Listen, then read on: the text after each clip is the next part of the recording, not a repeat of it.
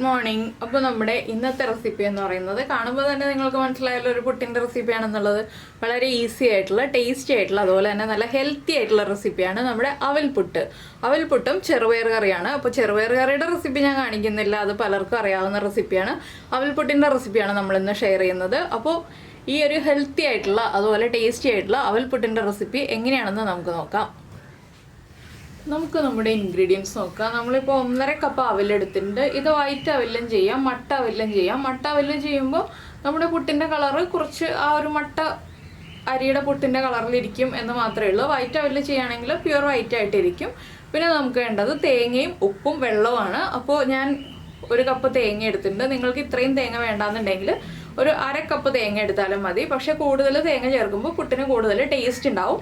അപ്പോൾ ആദ്യം നമുക്ക് ഈ അവലൊന്ന് വറുത്തെടുക്കാം. നമ്മൾ പുട്ടിൻ്റെ പാകത്തിൽ വറുക്കുന്ന, അതുപോലെ എന്താ പറയുക, നമ്മൾ അവൽ മിൽക്കിനൊക്കെ വറുക്കില്ലേ, ആ ഒരു പാകത്തിൽ, കിളുങ്ങുന്ന പാകത്തിൽ അവലൊന്ന് വറുത്തെടുക്കണം. അപ്പോൾ നമുക്കൊരു പാൻ ചൂടാക്കിയിട്ട് അവൽ വറുത്തെടുക്കാം. അതിനുശേഷം നമുക്ക് ബാക്കിയുള്ള കാര്യങ്ങളൊക്കെ ചെയ്യാം. അപ്പോൾ നമ്മുടെ പാൻ ചൂടായി വന്നിട്ടുണ്ട്. നമുക്കിതിലേക്ക് നമ്മൾ എടുത്ത് വെച്ചിരിക്കുന്ന അവലിട്ട് കൊടുക്കാം. ഇനിയിപ്പോൾ നമുക്ക് ചെറിയ ഫ്ലെയിമിൽ വെച്ചിട്ട്, ചെറിയ ബർണറിൽ, ഹൈ ഫ്ലെയിമിൽ വെച്ചിട്ട് വറുത്തെടുക്കാം. ചെറിയ ബർണറായിരിക്കണം, ഹൈ ഫ്ലെയിമിൽ വെച്ചിട്ട് വറുത്തെടുക്കാം. കുറച്ച് സമയം എടുക്കും ഈ അവലൊന്ന് നന്നായിട്ട് ക്രിസ്പി ആയിട്ട് വരാനായിട്ട്. അപ്പോൾ കുറച്ച് സമയം എടുത്ത്, ഒരുപാട് സമയമൊന്നും വേണ്ട അവൽ ക്രിസ്പി ആയിട്ട് വരാനായിട്ട്. ഈ അവലൊന്ന് ചുരുങ്ങി വരും, ആ രീതിയിൽ നമുക്കൊന്ന് വറുത്തെടുക്കാം. അപ്പോൾ ഞാൻ അവൽ ക്രിസ്പി ആയിട്ട് വരുമ്പോൾ നിങ്ങൾക്ക് കാണിച്ചു തരാം കേട്ടോ. ഒരു 2-3 മിനിറ്റ് എടുക്കുമ്പോൾ തന്നെ അവൽ നന്നായിട്ട് ചുരുങ്ങി വരും.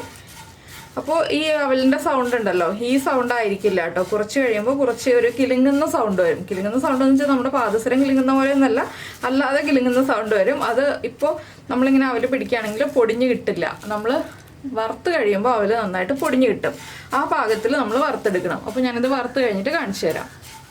അപ്പോൾ നമ്മുടെ അവൽ ഇളക്കുമ്പോൾ തന്നെ സൗണ്ടൊക്കെ വ്യത്യാസം വന്നു കണ്ടോ. വേറൊരു സൗണ്ട് ആയിക്കഴിഞ്ഞു. നമ്മൾ ഇതുപോലെ എടുക്കുകയാണെങ്കിൽ ഇങ്ങനെ അമർത്തുമ്പോൾ പൊടിഞ്ഞ് വരുന്നുണ്ട് കണ്ടോ. ഇതാണ് നമ്മുടെ അവലിൻ്റെ പാകം. ഇനി നമുക്ക് ഫ്ലെയിം ഓഫ് ചെയ്തിട്ട് ചൂട് മാറാനായിട്ട് ഒരു പ്ലേറ്റിലേക്ക് നിരത്തിയിടാം. ചൂട് മാറി കഴിഞ്ഞിട്ട് നമുക്ക് മിക്സിയുടെ ജാറിലൊന്ന് പൊടിച്ചെടുക്കാം. അപ്പോൾ ആദ്യം ചൂട് മാറി വരട്ടെ. അപ്പോൾ നമ്മൾ അവല് പൊടിച്ചെടുക്കാനായിട്ട് മിക്സിയുടെ ജാർ എടുത്തിട്ടുണ്ട്. ഇത് തരിതരിപ്പായിട്ട് പൊടിച്ചെടുക്കുക കേട്ടോ, ഫൈൻ പൗഡറായിട്ടല്ല പൊടിച്ചെടുക്കേണ്ടത്. നമ്മുടെ പുട്ടുപൊടിയുടെ പാകത്തിൽ തരിതരിപ്പായിട്ട് പൊടിച്ചെടുക്കുക. മിക്സിയുടെ ചെറിയ ജാറിൽ പൊടിച്ചെടുക്കുമ്പോൾ തന്നെ നമുക്ക് തരിതരിപ്പായിട്ട് പൊടിച്ചെടുക്കാം.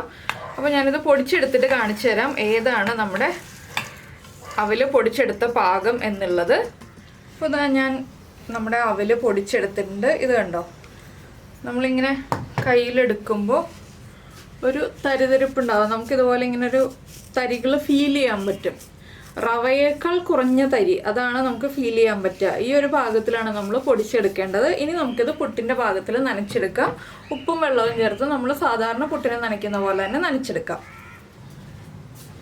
വളരെ ചെറിയ അളവിൽ ഉപ്പൊന്ന് ചേർത്തിട്ട് നന്നായിട്ട് മിക്സ് ചെയ്യുക. അതിനുശേഷം കുറച്ചായിട്ട് വെള്ളം തളിച്ച് നമുക്ക് മിക്സ് ചെയ്തെടുക്കാം. വെള്ളം ഒഴിച്ച് മിക്സ് ചെയ്യരുത്, വെള്ളം തളിച്ച് മിക്സ് ചെയ്തെടുക്കാം കേട്ടോ. നമ്മൾ വറുത്തെടുക്കുന്നതുകൊണ്ട് തന്നെ വേഗം കുഴഞ്ഞു പോവില്ല. വറുത്തെടുത്തില്ല എന്നുണ്ടെങ്കിൽ കുഴഞ്ഞു പോവും. ഇതുപോലെ നമുക്ക് തരിതരിപ്പായിട്ട് പൊടിച്ചെടുക്കാനും പറ്റില്ല. അതുകൊണ്ട് തന്നെ വെള്ളം തളിച്ച് നമുക്ക് കുറച്ചായിട്ട് നനച്ചെടുക്കാം. ഞാൻ നനച്ച് കഴിയുമ്പോൾ ഇതിൻ്റെ പാകം കാണിച്ചു തരാം.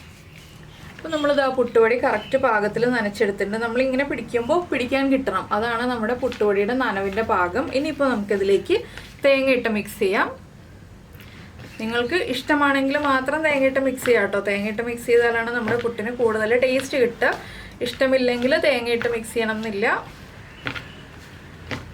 ഇത് റെസ്റ്റ് ചെയ്യാനൊന്നും വയ്ക്കണമെന്നില്ല കേട്ടോ. നമുക്ക് വേഗം തന്നെ കുഴച്ച് ഉണ്ടാക്കാവുന്നതേ ഉള്ളൂ. അപ്പോൾ അരിപ്പൊടി ഇല്ലാന്നുണ്ടെങ്കിൽ, വീട്ടിൽ അവലുണ്ടെന്നുണ്ടെങ്കിൽ ഉടനെ തന്നെ ഉണ്ടാക്കാൻ പറ്റുന്നൊരു പുട്ടാണിത്. അപ്പോൾ നമുക്കിനി നമ്മുടെ പുട്ടിൻ്റെ പാത്രം എടുക്കുക. ഏത് പുട്ട് കുറ്റിയിലാണോ ചിരട്ടപ്പുട്ടിലാണോ നിങ്ങൾ പുട്ടുണ്ടാക്കുന്നതെന്ന് വെച്ചാൽ അതിൽ പുട്ട് ഫില്ല് ചെയ്തെടുക്കാം. ഞാനിപ്പോൾ ചിരട്ടപ്പുട്ടിലാണ് പുട്ടുണ്ടാക്കുന്നത്. ആദ്യം കുറച്ച് തേങ്ങ ഇട്ട് കൊടുക്കുന്നുണ്ട്. കുറച്ചധികം തന്നെ തേങ്ങ ഇട്ട് കൊടുക്കുക കേട്ടോ, അപ്പോഴാണ് നമ്മുടെ പുട്ടിന് ടേസ്റ്റ് ഉണ്ടാവുകയെന്ന് ഞാൻ പറഞ്ഞല്ലോ. ഇനി നമ്മുടെ പുട്ടുപൊടി ഇട്ട് കൊടുക്കുക. വീണ്ടും കുറച്ച് തേങ്ങ ഇട്ട് കൊടുക്കുക.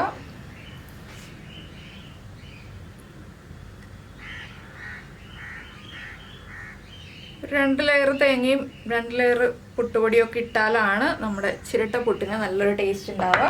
ചിരട്ടപ്പുട്ടിനെന്ന് പറഞ്ഞിട്ടുണ്ടെങ്കിൽ നമ്മൾ ഏത് പുട്ട്, ഗോതമ്പ് പൊടി കൊണ്ട് പുട്ടുണ്ടാക്കിയാലും അതുപോലെ തന്നെ അരിപ്പൊടി കൊണ്ട് പുട്ടുണ്ടാക്കിയാലും അവിൽ കൊണ്ട് പുട്ടുണ്ടാക്കിയാലും റവ കൊണ്ട് പുട്ടുണ്ടാക്കിയാലും ഒക്കെ നമ്മുടെ ചിരട്ടപ്പുട്ടിൽ പുട്ടുണ്ടാക്കുമ്പോൾ കുറച്ചധികം തേങ്ങ ഇടുക കേട്ടോ, അപ്പോഴാണ് കൂടുതൽ ടേസ്റ്റ്. ഇനിയിപ്പോൾ മുകളിലായിട്ട് നമുക്ക് കുറച്ചുകൂടി തേങ്ങ ഇട്ട് കൊടുക്കാം. നമ്മൾ കമിഴ്ത്തി പ്രസൻറ്റ് ചെയ്യുമ്പോൾ എപ്പോഴും അടിയിൽ തേങ്ങ കൂടുതൽ ഇടാനായിട്ട് ശ്രദ്ധിക്കുക. മുകളിൽ വളരെ കുറച്ച് തേങ്ങ ഇട്ട് കൊടുത്താൽ മതി, ഇടയ്ക്കൊക്കെ നമ്മൾ തേങ്ങ ഇട്ടിട്ടുണ്ടല്ലോ. അപ്പോൾ ഇനി നമുക്കിത് കുക്കറിന് മുകളിലേക്ക് വെച്ച് വേവിച്ചെടുക്കാം. ഒരു 5 മിനിറ്റോളം വേവിക്കണം, അപ്പോഴാണ് നമ്മുടെ പുട്ട് കറക്റ്റായിട്ട് വെന്ത് വരിക. അപ്പോൾ നമുക്കിത് കുക്കായി കഴിഞ്ഞിട്ട് കാണാം. അപ്പോൾ അങ്ങനെ നമ്മുടെ അവൽ പുട്ട് ഇതാ റെഡി ആയിട്ടുണ്ട്. ഇത് മാത്രമല്ല കേട്ടോ, കുറച്ചുകൂടി ഉണ്ട്. അപ്പോൾ ഞാൻ ബാക്കിയുള്ളത് ഉണ്ടാക്കാൻ പോകുന്നേ ഉള്ളൂ. അപ്പോൾ ഇത് നമുക്ക് പ്ലേറ്റിലേക്ക് മാറ്റാം. ഇതിൻ്റെ കൂടെ നമുക്ക് പഴം ചേർത്തിട്ടോ അതുപോലെ തന്നെ കറികൾ ചേർത്തിട്ടോ ഒക്കെ കഴിക്കാം. ഞാനിന്ന് ചെറുപയർ കറിയാണ് ഉണ്ടാക്കിയിട്ടുള്ളത്. അപ്പോൾ നമുക്ക് ഈ പുട്ട് പ്ലേറ്റിലേക്ക് മാറ്റാം. അപ്പോൾ എല്ലാവരും ഉണ്ടാക്കി നോക്കുമല്ലോ. എല്ലാവർക്കും ഈ ഒരു റെസിപ്പി ഇഷ്ടമായിട്ടുണ്ടാവുമെന്ന് വിചാരിക്കുന്നു. വളരെ എളുപ്പത്തിൽ തയ്യാറാക്കാൻ പറ്റിയ റെസിപ്പിയാണ്. പുട്ടുപൊടി ഇല്ലയെന്ന് വെച്ചിട്ട് ഇനി ഗോതമ്പ് പുട്ട് ഇഷ്ടമല്ല എന്നുണ്ടെങ്കിൽ നിങ്ങൾ ഈ ഒരു അവൽ പുട്ട് ഉണ്ടാക്കി നോക്കൂ, നന്നായിട്ട് ഇഷ്ടപ്പെടും. നല്ല സോഫ്റ്റ് ആയിട്ടുള്ള പുട്ടാണ്, അതുപോലെ തന്നെ കഴിക്കാൻ നല്ല ടേസ്റ്റുമാണ്, വളരെ ഹെൽത്തിയുമാണ്.